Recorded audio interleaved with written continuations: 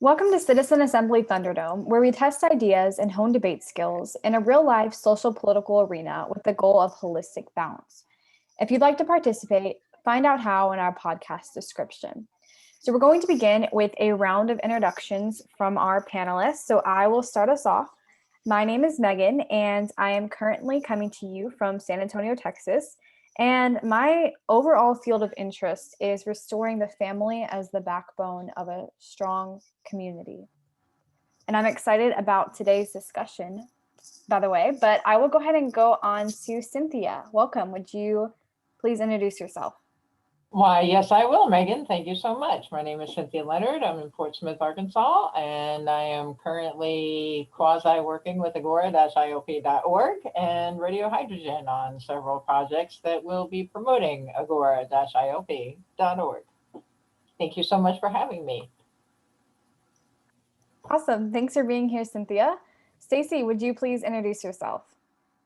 Hi, I'm Stacey Gustafson. I split my time between Northern Michigan and Southwest Texas, and my focus is community holistic problem solving. Thanks, and I'm really looking forward to tonight's subject. Thank you, Stacey. Lois, would you please introduce yourself? Yes, my name is Lois Diggs, and I am tuning in right now from the coastal city of Norfolk, Virginia. I am producer and host of the podcast Lois Diggs. I also host Citizen Assembly Women on Sundays at 11:10 Central. Thank you. Thank you, Lois. I haven't listened to your podcast, so I definitely will have to. I didn't know you had one. But yes, Citizens Assembly Women is great. So I recommend that to the women out there. And I guess if men are interested. So next we'll go over to Daniel Tweet. Would you please introduce yourself? Sorry, I'll get a little bit of latency on my feed here, but it's only 25 days till Bitcoin Pizza Day. Everyone should get involved in this project to get the world fed with free pizza. It's commemorating the anniversary of Laszlo, who in 2010 made John's Pizzas in Jacksonville, Florida. The most, it would have been worth $500 million today, but it created a huge movement, the Pizza DAO Mafia. My pizza mafia name is Don and here. And get on the Discord channel because we're doing amazing stuff. This is a repeating thing, and we're going to bring human rights to the world via pizza. I think looks really fun. Cool. Did you say Bitcoin Pizza Day? Yeah, that's Bitcoin Pizza Days, May 22nd, 2010, and it's an ongoing anniversary. Okay, cool. An amazing guy. And, well, I learned something new today, so thank you for sharing that. Dan Bader, would you please introduce yourself? Yes, I'm Dan Bader. I'm coming from Chicago. I retired from the Chicago Department of Public Health in 2016. My interests are public health, mental health in particular, I guess. I also have an interest in abrupt climate change and with bio weapons, biowarfare, now with the vaccinations and so on. Those are my areas of interest. Great. Thank you for being here, Dan. Cesare, would you please introduce yourself to the group? Hi, everyone. I am Cesare, the Conqueror, and I'm very happy to be here. I'm just coming from another meeting where we had a lot of fun. Let's see. Animal liberation. That's all I got. Thank you for having me. The Conqueror. Okay. Interesting. All right. Ilya, would you please introduce yourself? My name is Ilya. I'm from Kiev, Ukraine. I'm a software engineer, and I'm interested in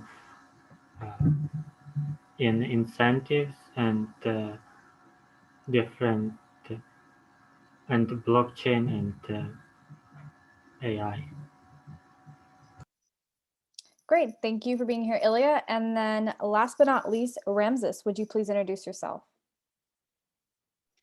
Sure, Megan. Hello, everyone. My name is Ramses. I am joining from Montreal, Quebec, Canada. I'm a computer scientist, interested in logic and human rights. And now it seems I will be interested in pizza as well. And that's it for me. Awesome. Thanks for being here today, Ramses. So we're going to go ahead and move on to the presentation of the idea.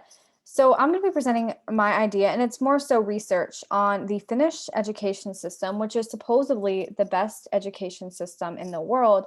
Today, we're going to be evaluating, is it really? And just a little backstory of how this discussion came about. So I think most of us were there on a call 2 or 3 weeks ago. We were talking about education, and I will admit, Cesare said I wouldn't do on a recording, but I will. I don't know what the right word is, but I accepted my ignorance to the Finnish system.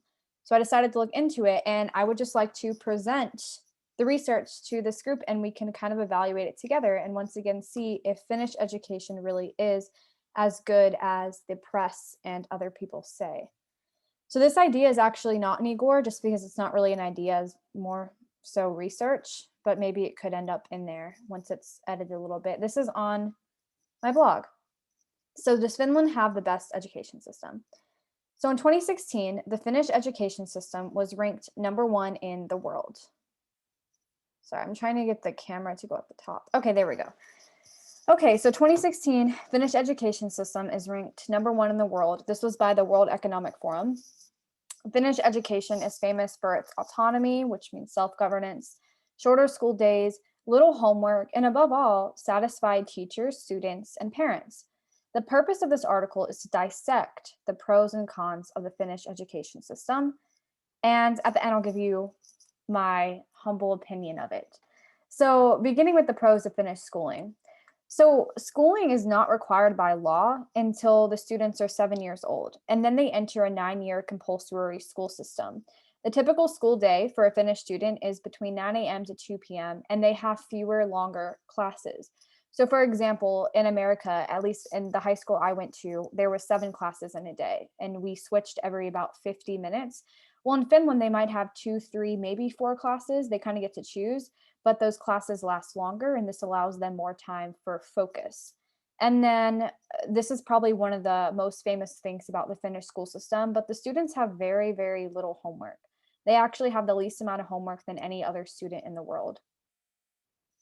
The second is that the educational curriculum is created by the government, but then it's passed down to the schools where teachers enjoy a large degree of autonomy and are able to use their creative abilities to the fullest by facilitating the information as they choose.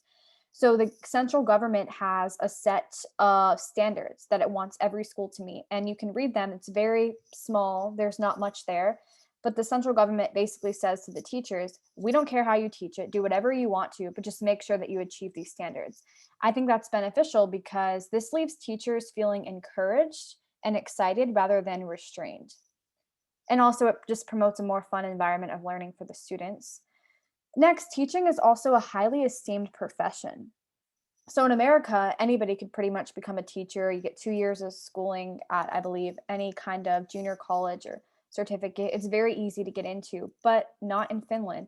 You have to go through a select application process. So many people apply to be a teacher, but not everybody gets qualified. So it's a really competitive process. The students also endure a hands-on teacher training program. There's a great documentary on this called The Finnish Phenomenon, I believe, but it showed how the students go in and they watch actual qualified teachers teach, and they learn and they teach their own classes for practice. And then teachers also have to receive a master's degree from university in order to teach. So not a bachelor's, not junior college, but a master's degree. So these teachers spend less time in classrooms than American teachers. So they have more time to create personalized lessons.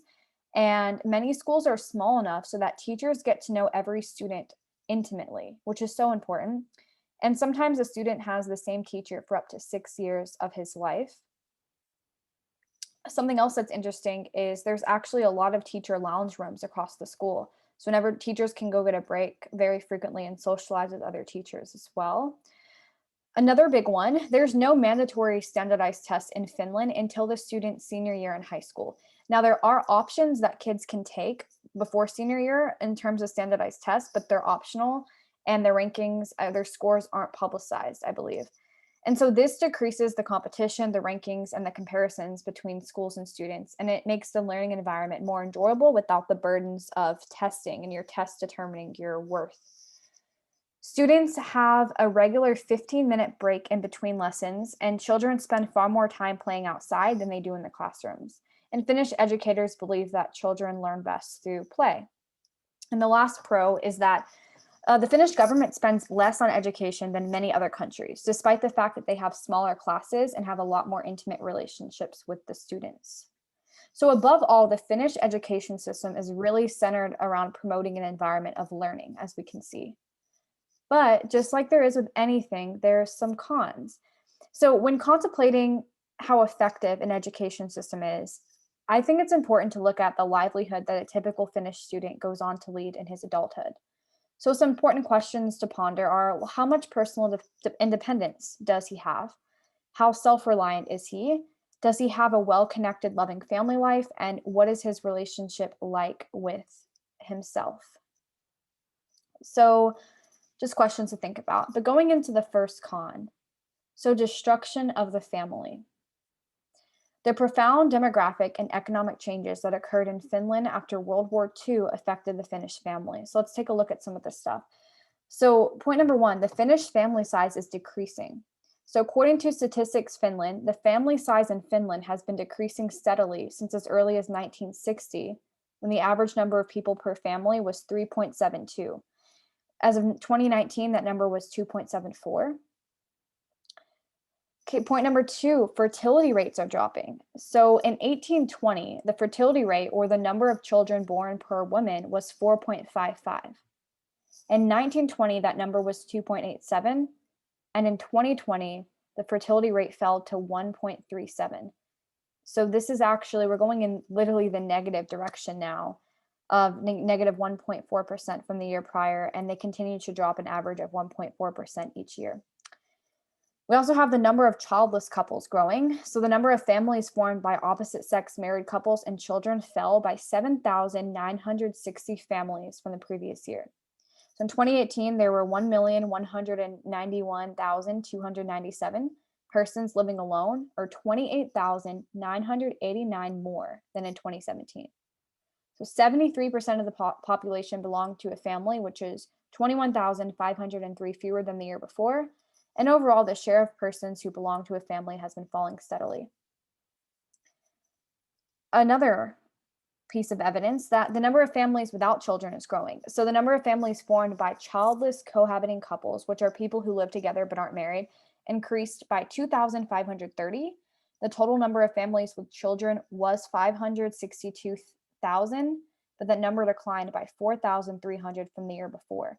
This decrease is bigger than the decade's average. So on average, the number of childless couples is growing by 2,000 a year, but as of 2019, it grew double that, more than double.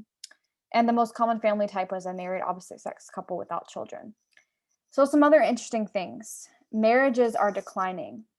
So attitudes towards marriage have changed substantially since World War II. Most obvious was a declining marriage rate, which dropped from 8.5 marriages per 1,000 Finns in 1950 to 5.8 in 1984, a decline great enough to mean a drop in absolute numbers. And of course, as of 2021, the numbers dropped more. So in 1950, there were 34,000 marriages, but in 1984, only 28,500 were registered, despite a growth in population of 800,000. So since the late 1960s, the practice of cohabitation had become increasingly common, so much so, but by the late 1970s, most marriages in urban areas grew out of what Finns called open unions. So in the 1980s, it was estimated that about 8% of couples who lived together did so without the benefit of marriage. As a result of the frequency of cohabitation, marriages were postponed and the average age of marriage, which had been falling, began to rise. So not only are marriages declining in Finland, but divorce rates are going up. So while the number of marriages was declining, divorce became more common, increasing 250% between 1950 and 1980. That's a lot, 250%. In 1952, there were 3,500 divorces. The 1960s saw a steady increase at about 5,000 divorces a year, and a high of 10,191 was reached in 1979. And now the average rate since the 1980s of divorces per year is 9,500. So those are all just to kind of provide evidence for the destruction of the family, but we also have poor lifestyle habits increasing. So interestingly, alcohol consumption in Finland is on the rise. The alcohol consumption level rose from 7.6 liters in 1985 to 10 liters of alcohol in 2010 per capita.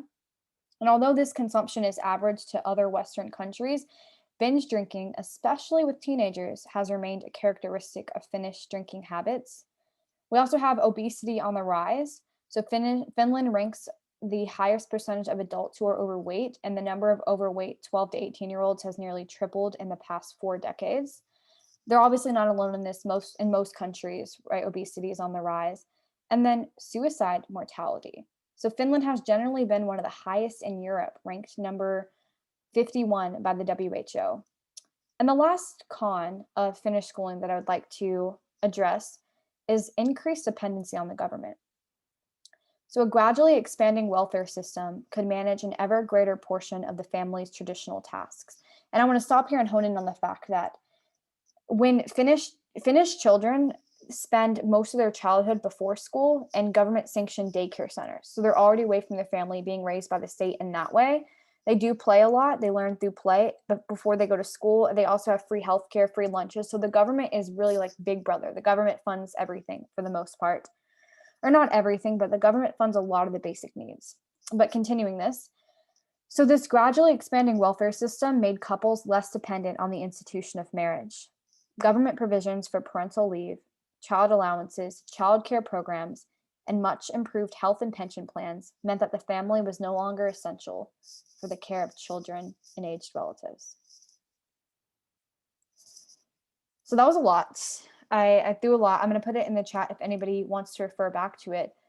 But I want to just start off by saying a little bit of my commentary on this before we open the floor for discussion.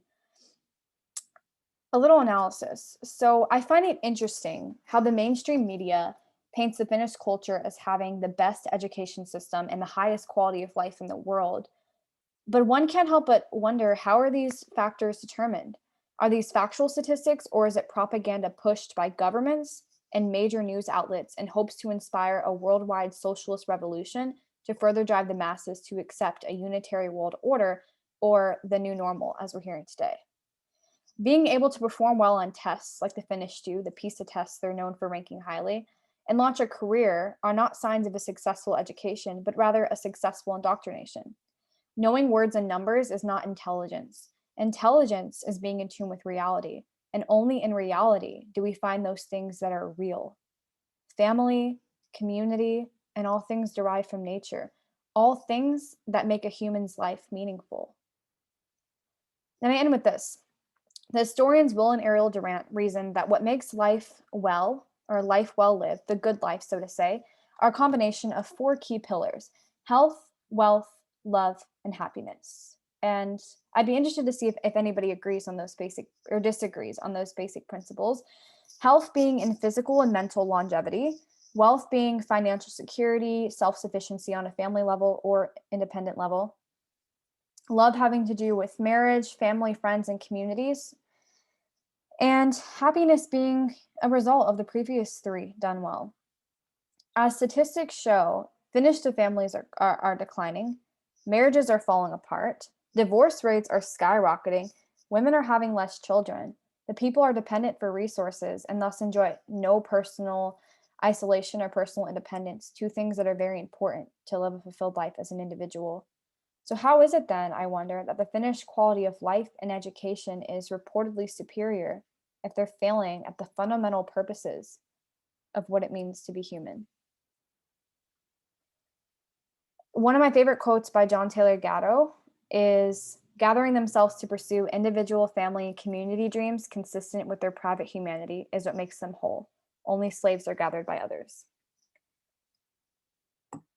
So that was a lot. And one last thing before we move into discussion is I'm not trying to discredit the Finnish system. I actually think there's a lot of things that they do well, and there's a lot that we can learn from it, such as an environment that promotes learning, less homework, important or intimate bonds within like the teacher and the child. But I think that those are things we could learn and apply on a family basis. I think a state centralized system breeds negative aspects. But anyways, I see we have a lot in the chats. Did anybody, I guess we can start now. If you would like to speak, just comment hand up in the chat and we'll go in that order. So would anybody like to start us off? Cesare, go ahead.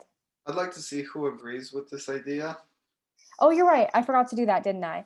So this is interesting because I guess this isn't something you can really agree or disagree with because I gave the facts and I gave my perspective. But I guess if you agree with the perspective I took, then you can raise your hand. Okay. Stacey does, I do, Dan does. It looks like Ilya was at a half. Okay, and Dan Bader and Ilya are at half. And then I take it that either Lois and Ramses either do not agree or are abstaining at the moment. Well, I really appreciate the research. It's really, really well done and well written, Megan. But I just have some disagreements that we can express during the discussion. Okay, lovely. Thank you. So Cesare, please start us off. I'd also like to see who supports this idea in Egora. It's not in Egora. It actually is. I shared it. I'm a supporter of it, and I shared it with everyone else here. See if we can do that later if you want. But okay. It's one of the stories we should all hear. Oh, okay. So you do support it. Although maybe it should be a part of the education system reform, and it probably requires revisioning. But anyway, I'm talking too much. So who supports this idea or who intends to support this idea in Egora? Okay, cool. I think that's a first for me. So, Cesare, did you have any comments? Okay, I do. First of all, I want to say that I'm going to have to read this again. I appreciate the research. A lot of it was good. That's why I decided to support it, because it's information that people should be aware of. But, and yes, I did actually miss a lot of it. So I'm gonna have to look at it again. But the second part where you talk about the negatives, those seem to have nothing to do with the Finnish education system. That's just like Finnish society. I think you are desperately trying to find flaws in it, that you will just rope any kind of claim just to make it seem like there are negatives. I think you should take it easy on that, Megan.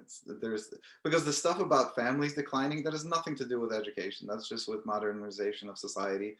Those things are happening in the United States, and they're probably a lot worse. I would speculate that they're much worse in the US than they are in Finland. So I think that has to be considered. But I will yield the floor at this point. Okay, great point, Cesare. Thank you for that. So I didn't see the other hands up, but Stacey pointed out, so I believe it's Daniel and then Ramses. So Daniel, go ahead. Yeah, great presentation, because I think you hit the nail on the head with a crisis in Western culture, and Finland is kind of indicative of a Western culture in a lot of ways. People probably wouldn't think of it so, but I think, there's a great book called Threshold by Tom Hartman that makes points that would support this, that, we have been, modernity has kind of brainwashed us to think, number one, we are special and separate from nature because we have this divine, mandate from a divine creator, and we're number one. Yay, go humans. Okay, that's one problem. Number two is like, we can subjugate women. Women are the property of men. That's another modernity myth. Number three would be like, the market is a divine force. It's always right. Oh, you mess with the market.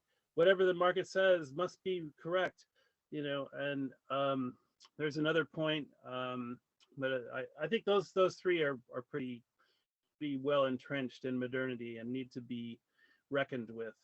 And I'll yield the floor. Thanks. Thanks, Daniel. Great point. You said the book was Threshold. Can you put it in the chat? I'd be interested to read it. Yeah, 2008, Tom Hartman. Just Google Threshold by Tom Hartman with Thom Hartman. It's a great. Okay. Great, thank you. Before we go on to Ramses, I want to welcome Abdul. Abdul, I put the link in the chat to what we're discussing, so that way you can review it and jump in. So Ramses, go ahead. Yes, thank you, Megan. So as Cesare has already pointed out, yeah, of course, the cons have nothing to do with the education system, and they are not even a direct result of the education system. And what is happening with marriage rates is actually in Finland is actually happening all over the world. It is a result of secularism, and also of approving LGBT. So now I don't need to be forced to get married to a woman. And for the advantages of the new educational system, I really don't think that these advantages are solid. Like, there is no way to evaluate or quantify or qualify how much they achieved these successes. It is just very abstract statements, about teachers being happy, socializing with other teachers. Like, come on, like everybody socializes with other people at work, and the school starting from 9 to 2. Is it really that longer here in North America? Like, I have never stayed at school after 1:30, and like a lot of stuff, that are very abstract, and they don't see that they will really make anything better. It is like applying decorations to a destroyed house. And that's it for me. Okay, I appreciate your feedback, Ramses, and I can see where you and Cesare are coming from, and maybe anybody else in the group who doesn't see how the cons relate to education in any way. So when we think about education, I think we have to ask, what is education? Because this is something I remember Cesare pointed out that got me thinking. So education it's an intimate experience that you undergo within yourself. It's about achieving self-awareness, whereas schooling is a way to organize education. So if we put them as polar opposites, then we can say that education is only about you, while schooling is only about how you can serve your community. So I think a good system kind of combines that. So we can ask how much of an individual should be left to himself and how much to the community.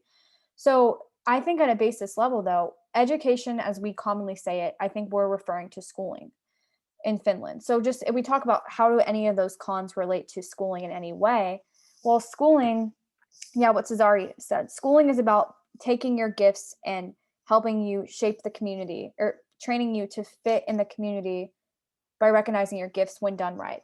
But the cons are very important because schooling is training for life. That's what I believe. It's training you to succeed in the society. And the point that I was trying to get across is, how is that training for life really going? I mean, to me, it seems like people are getting way more unhappier. And I know this concept of the family being destroyed it's happening all over. It's happening in America. It's happening in most countries. It really is an agenda towards depopulation. Because think of it, how many communities backed by big, strong families could ever be controlled? In the past, they never could. It's only when you take the authority away from the family and you put it in the central government that now people can be controlled. Now, I've actually learned a lot about America in this, and that America is different than Finland, and that more people are resisting this, but we're seeing the same effects. So Edward Ross from Columbia University in 1901 wrote a book called Social Control, and he said that family, church, and community his exact quote, plans are underway to replace family, church, and community with education, mass media, and propaganda. So all this is happening worldwide, the destruction of the family. It's about taking authority away from the self and restoring it in a larger force, because the goal of these people really is a one world classless society government. And when I look at Finland, I just see Brave New World. And the last thing I want to say, because I know I'm talking a lot, is I understand what you said, Ramses, that if somebody doesn't want to live in the traditional man and woman family style, that's totally fine. I support them to do whatever that they want to, and they should have the right not to be forced into anything against their will. Is now saying that there's also, actually, I'm going to stop right there. I can come back around to myself. I believe that Lois is after me. Is that correct? I think Stacey had her hand up before I did. Okay, thank you. Stacey, go Is that- ahead. I thought Dan. Thanks. It's not Dan. I might be mistaken. Did what I have here is Dan. I think Daniel went, unless Dan Bader. Did you raise your hand too? I'm sorry. I'm wrong.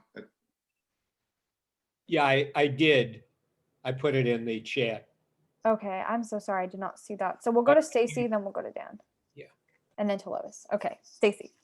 Okay, so I too struggled to find the relationship between marriage statistics and the schooling, but then it kind of occurred to me, what is the product of the schooling? And definitely, I totally agree with the idea that, well, it is everything that we're experiencing is to break down the family. But the connection I feel is when you raise a child through the schooling system, which I understand can cause brain damage in the developing mind when they're so bored all for so many hours and not exposed to creativity and the outdoors. But so now you're raising a person who's potentially brain damaged, disengaged. All you've taught them is what you want them to know in their head. And what is the result? The family breakdown. I think that you can draw a connection that way. That's all I want to say. Thanks. Yes, great, Stacey. I'll come back and touch on that whenever it is my turn again. Thank you for addressing that. And Dan Bader, go ahead. And then after Dan will be Lois. Yeah, I think Lois might be before me. Okay. I think technically. I could be wrong. Okay. You go ahead, Dan. I actually want to open a document, and while you're talking, I can do that, and then I'll take my turn to talk. Okay, so yeah, it does appear that Finland has devised a pretty effective educational program. I mean, I really like the idea of less time in school, given the nature of any school. Did I understand that the work is completed at school? There is not homework? Yeah? For the most part. Okay. And I think that because it makes schooling much more pleasant. I mean, again, just my own personal experience, which I mentioned one time. When I went to 3 high schools, 2 of them were, the normal kind of high school where you do have 7 classes a day and, it's all tightly organized and there's a lot of pressures. And then you have homework. Then when you go home, you've got homework to do. I mean, when I find the high school I eventually graduated from was, it was really a high school where people who had dropped out of high school or had some sort of difficulties in a normal environment went to. But the way that was set up is you had 2 classes a day, just like college almost, for an hour and a half each class, 10-week, 10 weeks constituted the, semester. Well, it wasn't a semester, but, a quarter, whatever you want to call it. And then you'd go on to another 10 weeks. And it made it much more enjoyable to me. And the level of teaching was pretty decent. And of course that can really vary. But I think that, you mentioned, Megan, the uptick in divorce, alcohol, obesity, et cetera. And the kind of the family losing its allure that it's had in the past. And I think, that just gets down to the fact that organized religion, because organized religion was a big support of families. I mean, the religions organized families. You get married, you have a child, maybe they get baptized, etc. Religions were very, very supportive of a certain kind of what today we would call more conservative family life. But one of the problems is that education itself, which oftentimes is, based on science quite a bit, and that includes social science. There's a certain empirical anchor to education that goes against organized religion, and I think what we've seen is that it's become more and more difficult to have high levels of education and high adherence to organized religion. So when you go to parts of the world where the education, you might have even as much as 50% of the population isn't even literate, as the level of education goes down, you see much more strength of an organized religion. And that organized religion serves its function. And most of, at least the Western ones, Judaism, Christianity, and Islam, they do really encourage the birth of children and families, and that is central. And so I just, what I think has happened is, as people get more and more educated, and obviously there's lots of other variables that are at play, but it hurts organized religion, and it starts to allow people to break away from certain kinds of tradition. And finally, I would just say, I do fully recognize that economic conditions are a huge factor. In other words, in the United States, for example, economically, people are very hard pressed today in ways that they weren't previously. And that, it kind of takes away from the idea of, like say in the 1950s, you could get married, one parent would work a job enough to support a family, and that would be workable. Today it's not. Hasn't been for a long time. Most people need two incomes to have any kind of middle class setup, where that wasn't the case previously, at least post World War II, and that gets in there too. But definitely, I hear what you're saying about the family as a viable support, has been definitely undermined. Thank you. Wow, amazing points, Daniel. I'm excited to come back and to come and touch on that in a second. But Lois, you are up. Thank you. So if I remember correctly, the three main cons that you listed that you associated with the Finland education system are the increase in obesity and alcohol use, increase in suicide, and a decrease in the traditional family. So I don't know, I'm not very well informed on Finland, but I can look at things happening in America that similar trends might be happening in Finland. In the United States of America, I do not blame the education system for obesity at all. I think that is a result of increased industrialization of food and the increase of processing food and putting additives and so many unhealthy ingredients. I don't attribute that to education. And then the increase in alcohol use and suicide. I think, I think a big part of that might be increased isolation, and with the internet, perhaps.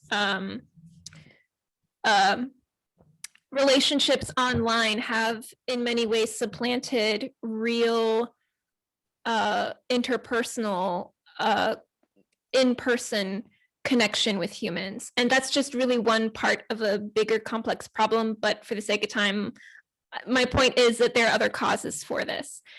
And then the decrease in the traditional family, I think a big part of that is the introduction of the birth control pill. It was introduced in the United States in 1960, and I think you referenced that specific year in Finland. I don't know when it was introduced in Finland, but in the United States, it was introduced in 1960 and then didn't become fully legal until later on.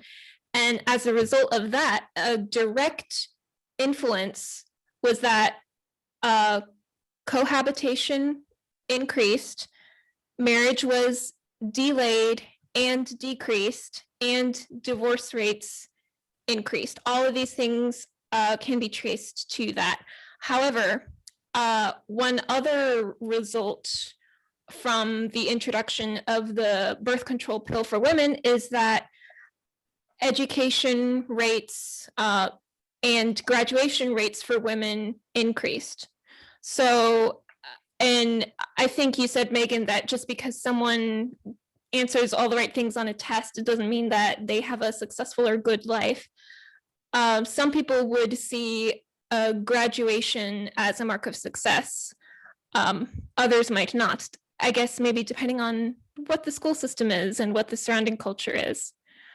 But anyway, in summary, I agree with what some of the other people have said here, that education is not really fair to blame as a cause for the problems that you listed. I yield the floor. Well said, Lois. Well said. I appreciate that. I am up next, and I kind of want to paint a bigger picture on how significant education really is, because yes, it's not the only factor. It's also lifestyle. It's also things like birth control pills. It's also things that are out in the atmosphere and economic conditions. But when you actually ask the question, who is behind all these organizations, and you do the research, you find that it's actually the same people that you could count on your hand, really, who are behind all of this. Same people behind birth control are also behind education, are also behind all the things that promote the destruction of the family, because their goal, they've written it down hundreds and hundreds of years back, has to create a world where people aren't people, but rather machines. And that's what school is. I mean, think about it. You take your kids, your babies, and you send them off to be raised by the government. So as a mother, you don't even have your kids anymore. The government has them. So already you're separated from them. The family dynamic in that part is already damaged. And think about what that does. I mean, kids are away from their families at the most critical years, locked in cages that they don't even realize exist. School is the only time they're ever going to be confined to an area where there's only people that are the same age as them that exist. So another thing is that what school creates is a network society. So there is no meaning in school. No one really means anything. And it trains you to basically not care about things that really matter. And this is more prominent in American schooling, actually, but it does show up a little bit in Finland. But the difference between a network and a community is so important, because in a community, you matter holistically, all of you, all of your gifts, your talents, your strengths, your weaknesses, because part of what it means to be human is to know your purpose and to then do life with people who share that same purpose of you. That's community. But in a network society where people are lonely, there's a void that needs to be filled. And so they try to fill it with narcotics and other drugs, with alcoholism, with food consumption, with just free sex, because they can now use birth control and they don't have to worry about having all these babies to take care of. Those are all effects of school in one way or another, because school creates loneliness in people. It's completely unnatural. And that's been the plan since the very beginning, and pretty much all school systems for the most part. to comment on what Daniel said, the progression away from families, of course, it does have a lot to do with religions too, and religion compared to science, but also the whole game of a good name to call these people who control the masses with wires pretty much, that Edward Bernays talked about, is a cult. Let's call them the cult. The cult's goal is to remove you from nature, because once you're removed from nature, you're from reality, or you're removed from reality. That's why most people, it's absurd to eat raw meat nowadays, which is what's done in nature. That's why it's absurd to not get vaccinated nowadays. That's why it's absurd to be not afraid of germs. That's why it's absurd to say that school shouldn't exist, because they're all things that are removed from nature. That's been the goal all along. In nature, I read some Native American women had 26 children. Like, think about that, 26 children. And think about how their life would be compared to somebody in the modern world. So basically what we're seeing is a progression away from nature, a progression away from reality. People are pursuing things that don't exist. What is a degree? It's just a piece of paper that says that you can work for somebody else, and it might make somebody feel successful, but in reality, it means nothing, because think of things that actually are matter, that are real. And a lot of it, it's right in front of our eyes. It's those things that are alive, because we're different than animals in a way that we have the ability to use our minds to create and to think, but we also have animal instincts too. And I feel like my thoughts are a little bit all over the place, but overall, the main point I wanted to make is that all these things connect. School is a big, big, big unit in the network society, which creates loneliness in people, consumptionism, the desire to be alone, and they won't ever be fulfilled like that. And I think the issue arises when we have the purpose of school to be for economics rather than for personal fulfillment and community. I will yield to who is next, which I'm trying to read the chat, but I believe it's Ramses. No, it's Cesari. Sorry, Cesari, then Ramses, and then Dan Bader. So Cesari, go ahead. Oh, so soon? Okay, so there's a new idea in Egora about this topic, which is basically the first half of Megan's idea. And yeah, I just took out everything else. One of the things I suppose I should bring up and ask you, and I did share that idea with everybody here.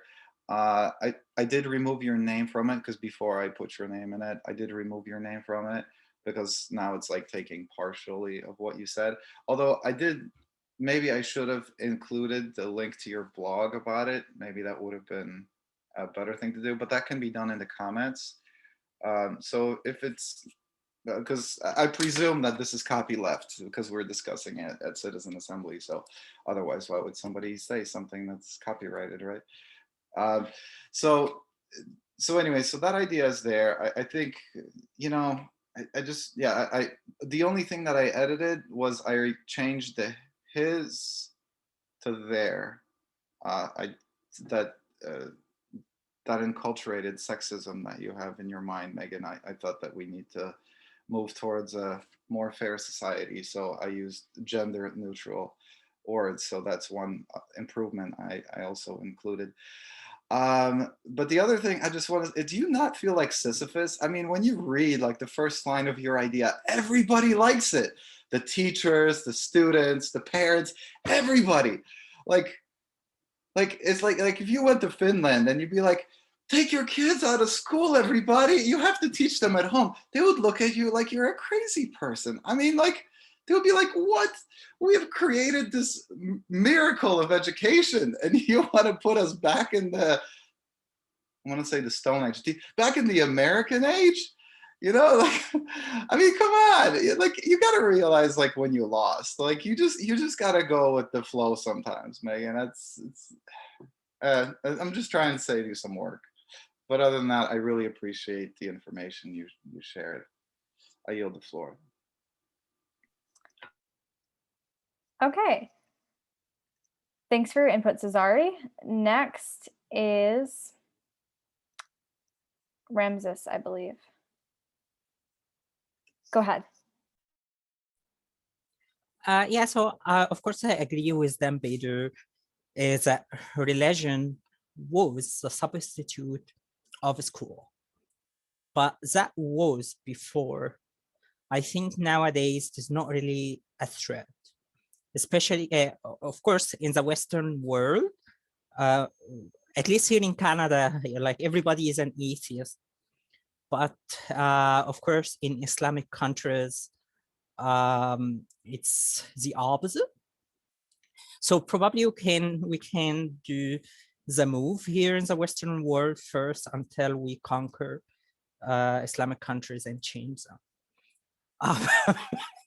Yeah, so this is one part. And when Lois talked about graduation, this reminded me, yeah, I remember when we graduated, I graduated like 5 years ago, and yeah, everybody was so fucking happy, as if it is the biggest thing, you know, that can ever happen to everyone after marriage.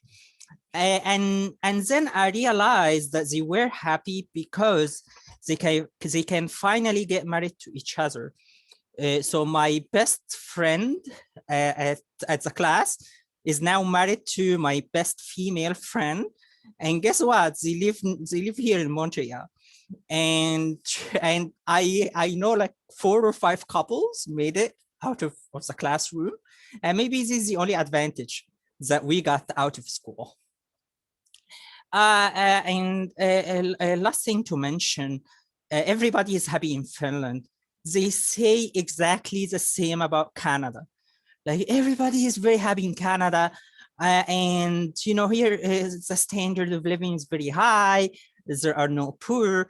We are better than the States. Of course, we are better than the States, you know, but it is not a paradise. Like just go to Finland. I know friends who live in Finland and they study there, but they study at a graduate school. And no, it is not really that, you know, paradise. And Finland is very small in general, and it lacks the sense of community. You have to understand this. So in my opinion, they are used to being alone. Okay. And I really believe that schooling is actually making the situation worse, but they cannot imagine, you know, the substitute, which is having a community, having a sense of community, having friends, having people hanging out in the street and big shopping centers, etc. That's it. Wow, very, very well said, Ramses. I appreciate your input a lot. So Dan Bader is up next, and then after Dan, we will go ahead and move into closing remarks. But Dan, take it away. Okay. So again, going back to modern life, education, and the family. And I think in a place like Finland, which I'm not really super familiar with, but the population, I'm assuming, is pretty low. It's I think geographically, it's a decent sized area. I could be wrong. And, you know, they're situated, I think, between Russia and the rest of Europe, essentially.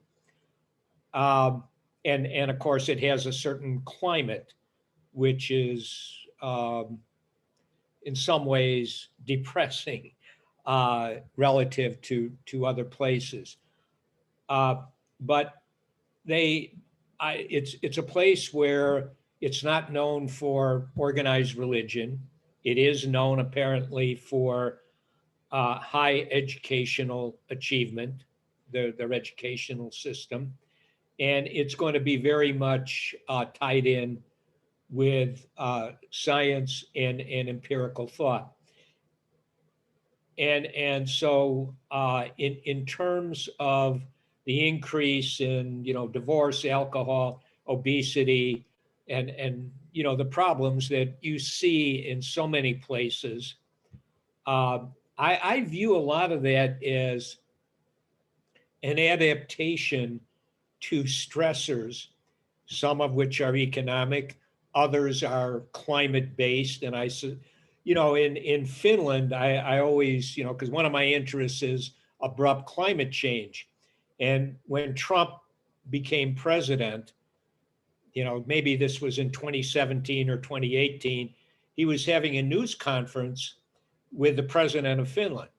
So it was Trump and the president of Finland. And Trump's view of climate change is pretty ignorant, I believe. But in any case, you had Trump. And then the president of Finland made the statement that we're in trouble if we lose the Arctic. And what he meant by that was you lose the ice in the Arctic, that's it for the world. Now, that's the president of Finland stating that. And I think it reflects perhaps maybe a certain kind of understanding that the educated population in Finland perhaps have. And so when you combine a kind of an outlook where, we may be kind of ruined in terms of the climate, and also in terms of economic stressors, even though Finland is a well-developed, kind of a country, I just think, it's very, very hard to maintain the kind of traditional conservative family support. But I do think that it's important. And I really have to respect, Megan, your understanding of that. The final thing I'll say, when I used to go and give, little talks about the 3 building, my mental health stuff, and somebody might ask me, and this is in Chicago with a certain kind of audience, and someone would ask me, well, what do you think about church as far as community involvement goes? And I'd say, well, as far as community involvement goes, it's pretty good, because when you're in a church community or any kind of a religious community, there tends to be very respectful behavior between people, not always, but you tend to be able to get very, very good emotional support. And there's a trust. And I think that is really important. And I think that families, again, in the kind of very alienated, I don't know, I guess, whatever we're going into now, it's very, very, it's very painful not to have that. And probably Finland, again, great education system, at least in terms of the performance.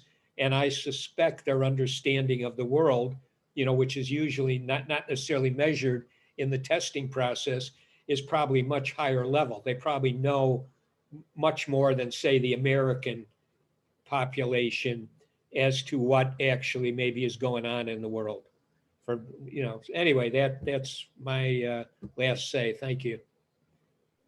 Thank you, Daniel. Very well thought out explanation. Also thought provoking too. It makes you take other factors into consideration as well. Well, we're going to go ahead and move into closing remarks now. So would anybody like to volunteer to start us off, or shall I just pick on somebody random? Lois, go ahead, start us off.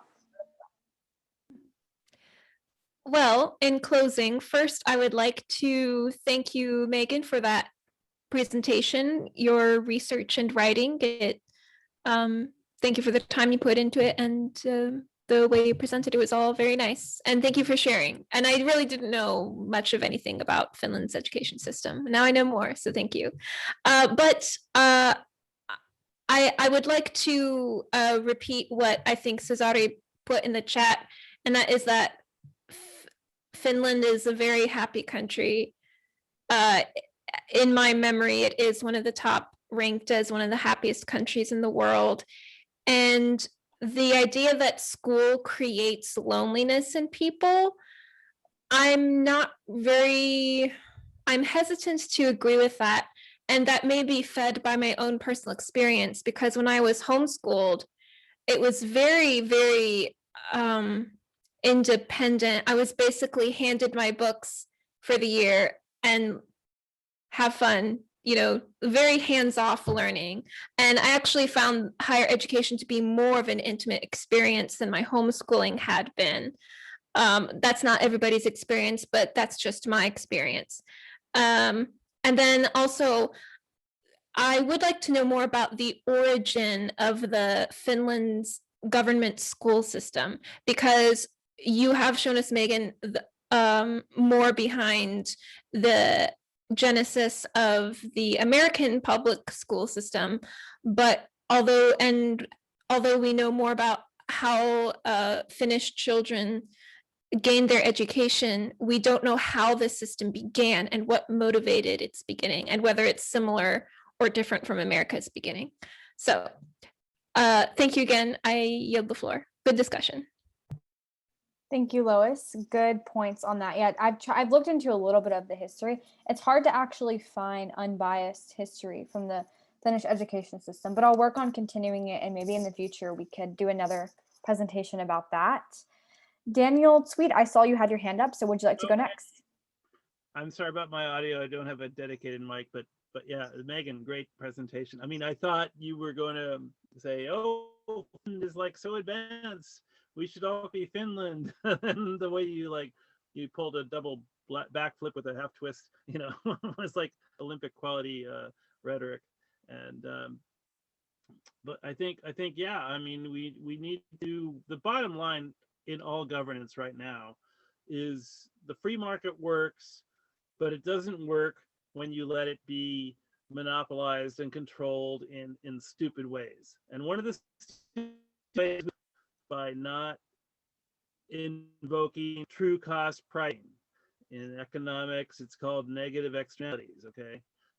And there are all kinds of negative externalities that are not properly dealt with and identified. And I think that's the real process of grassroots governance, is we are trying to save our community resilience from the mob who does not have any conception. At least we have a conception of it. So we need to keep civilization alive by dealing with these things. And I've said too much and taken too much time. I'll yield the floor. Thank you. Thank you so much for coming, Daniel, and for your feedback. And I agree that free market is the way to go, but of course it goes in other directions, because how much is too much. But Cesar, you had your hand up. Would you like to go next? Yeah, so first I want to say that the high rates of suicide are really due to the, it's not the climate, but the geo-positioning of Finland being so far, I think right by the Arctic. And so the nights over there are really long and people get depression from that. So that really has a lot to do with, with the geo-positioning, not with the education system. And I just want to follow that up with closing words from today's sponsor. Remember, you don't have to kill yourself when you can drink Finlandia vodka. But if you're going to take a shot to the head, then make it two, and make the first one Finlandia. Thank you. Thank you, Cesare. Let's see. Let's go over to Ramses. Would you like to share any closing remarks? Merci, Bingham. I would say that anything, when it becomes too much, it becomes a real problem. Maybe for Lois, I understand the background that you came from. And what we are calling for here is freedom. You can do education, you can do schooling, but you have the final decision. So if you want to have, for example, a training, for instance, you want to become an engineer or whatever, you can do that at any age, but you are not forced to do boring stuff every day when you are so young. And the Finnish system didn't fix that. You still have children forced to go to school from age of 7 up to 9 years, and 9 years is so much. When I was at grade 9, I was like, shit, I still need 3 years until finally my mother wants me to do my master's, and I am really resisting the idea because of depression. Because I'm pretty sure if I go back to school, I will get very bad depression, the same as the ones that I got at university. So the solution actually is to study something that I am or you are interested in as a training or as a diploma, 1 year or 2 years in order to get a training or whatever, and to learn something that you are interested in. But tying yourself to 4 years or 5 years program at school, is really harmful to your mental health. I'm pretty sure that there are many mental health issues among young people. Okay. And we know that today because we have better understanding of psychology. Finally, I would attribute suicide to secularism as well, because nowadays we are atheists who are pretty sure we are not gonna meet Jesus after death, so okay, go ahead and do it. But in Muslim countries, for example, they know that they are gonna be burned in hell and fucked by a lot of angels for doing this. So that's why the rates are low. That's it from me. Thank you, Ramses, for your closing remarks. And I always love how you talk about personal experiences too. I think that's really important and I value that. So Stacey, would you like to share any closing remarks? Yes, thank you very much for educating me about the Finnish schooling system. I appreciate all the work that you put into all of your presentations. It's not just an idea thrown out there. You put a lot of meat into it, a lot of research, and it's very much appreciated. So thank you a lot. Okay, thank you, Stacey. Sorry if we're all like staring. Sometimes the audio goes a little bit longer, but I did hear everything you said. So thank you so much for joining and for supporting. And we will now go over to Ilya if you'd like to share any closing remarks. Yeah, thank you for the analysis, and I learned something today, and also the chat content is also interesting, and yeah, it's a learning experience, and Googling along the way. Yeah, thank you very much. Great, thanks for coming, Ilya. And to our listeners, we have a lot going on in the chat. So that's why we kind of got confused as to who was next. So make sure to join us. That way you can be a part of it. Lots of fun conversations. So we'll now go over to Abdul. I know you joined us late, but you got to listen in. Maybe you got to look at the idea. Any closing remarks that you would like to share?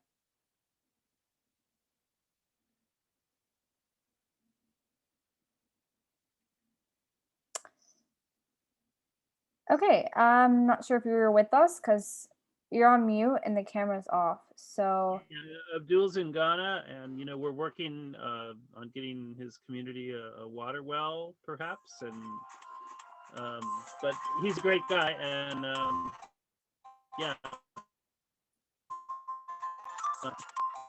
Okay, well, maybe Abdul will be able to come back on and say something, but if not, we'll kind of go ahead and wrap up. Oh no, actually, Dan Bader didn't get to go. Any closing remarks, Dan?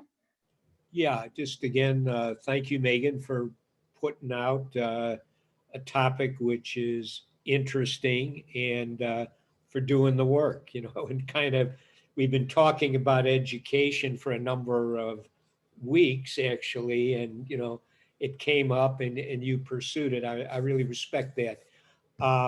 Again, I really enjoy these conversations in the Citizens Assembly, these kind of forums, because generally speaking, everybody is pretty respectful, and really thinking about different issues, and doing so, in my opinion, in a really intelligent way. And so again, thank you, everybody, and that's it.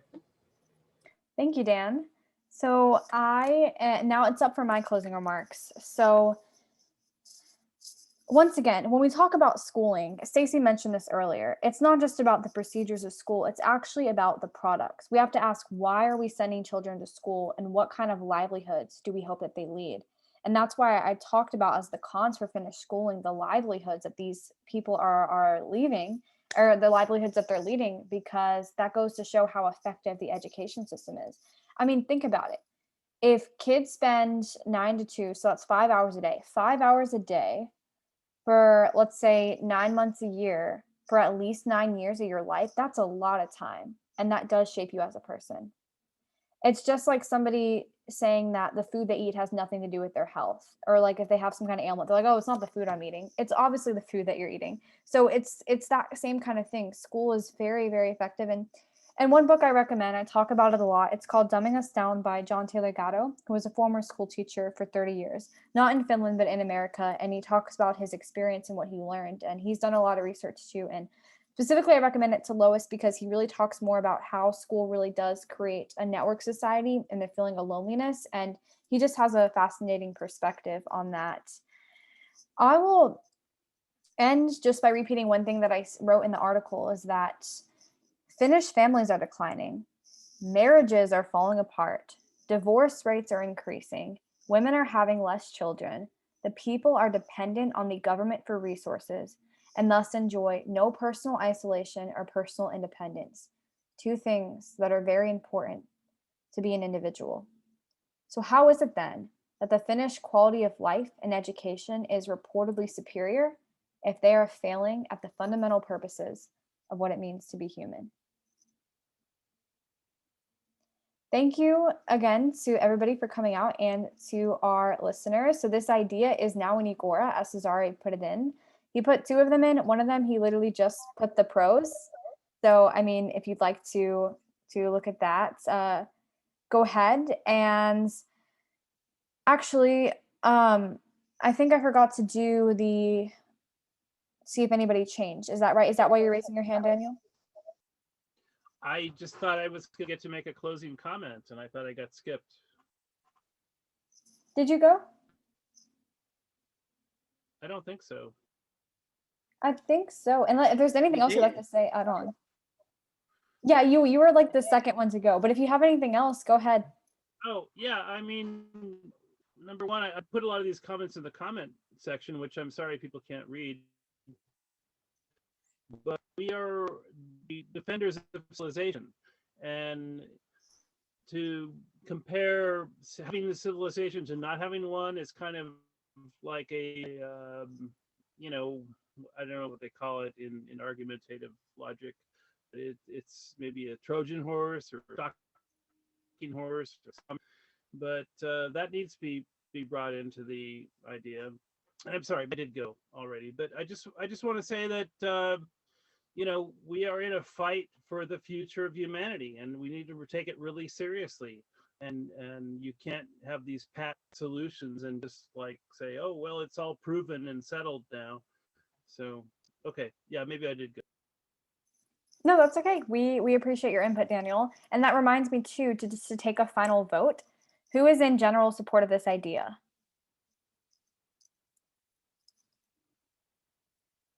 Okay.